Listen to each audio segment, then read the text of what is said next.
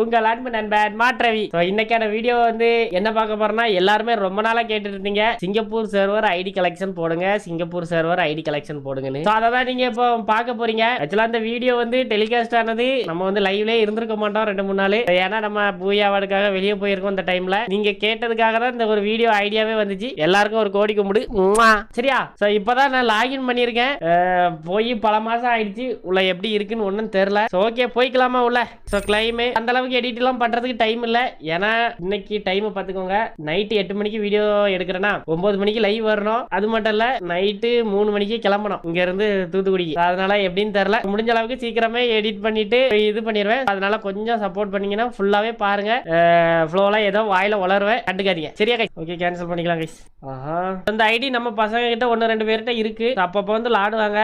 இருந்தாலும் இப்ப என்ன லீக்ல இருக்கு ஐடி. ஓகே சில்வர்ல இருக்கு, சிஎஸ்ல வந்து கோல்டுல இருக்குன்னு நினைக்கிறேன். வி பேஜுமே இருக்கு. இந்த வி பேஜ் எப்படி வந்துச்சுன்னு உங்களுக்கே தெரியும். யாரும் பார்த்து ஷாக் ஆயிடாதீங்க. மாட்டு சிம்பிள் வச்சு வி பேஜ் அருமை. சிங்கப்பூர் சர்வர்ல ஒரு 2 வருஷம் விளாண்டுருப்போம்னு நினைக்கிறேன். அதுலயே 22,000 லைக் வந்துச்சு அப்பவே.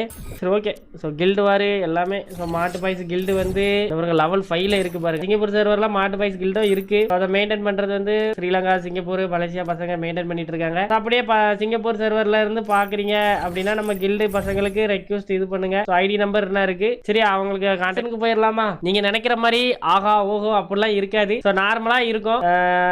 வந்து நம்ம கன் கலெக்ஷனை பாத்துருவோம் அந்த வாட்டி. சரி ஓகேவா. ஈவோ கன் எத்தனை இருக்கு நீங்களே சொல்லுங்க.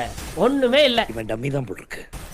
ஆனா இந்த அக்கௌண்ட்ல வந்து ரொம்பவே நம்ம டைமண்டை ஸ்பின் பண்ணி எடுத்திருப்போம். எனக்கு கண்டென்ட் போடணும்ல, அதனால M4A1 வந்து ஆசையா எடுத்தது.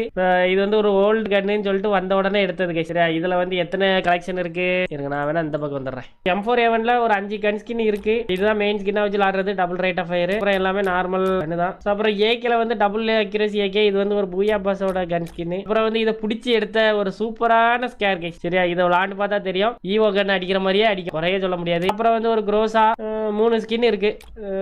வத்தல், சொத்தல், கித்தல். அப்புறம் ஃபேமஸ்ல வந்து 6 ஸ்கின் இருக்கு. எல்லாமே நார்மல் ஸ்கின் தான். அதுல இந்த டபுள் டேமேஜ் ஸ்கின் வச்சு விளாடுறது. அப்புறம் இது எல்லாருக்குமே ஃபேவரட்டான எக்ஸமேட் கன் ஸ்கின். ஏன்னா ஆவரேஜா இந்த ஸ்கின் வச்சு ஆடினாதான் நம்மளால அடிக்க முடியும்னு சொல்லி எடுத்தது. அருமை. அப்புறம் வந்து இதுவுமே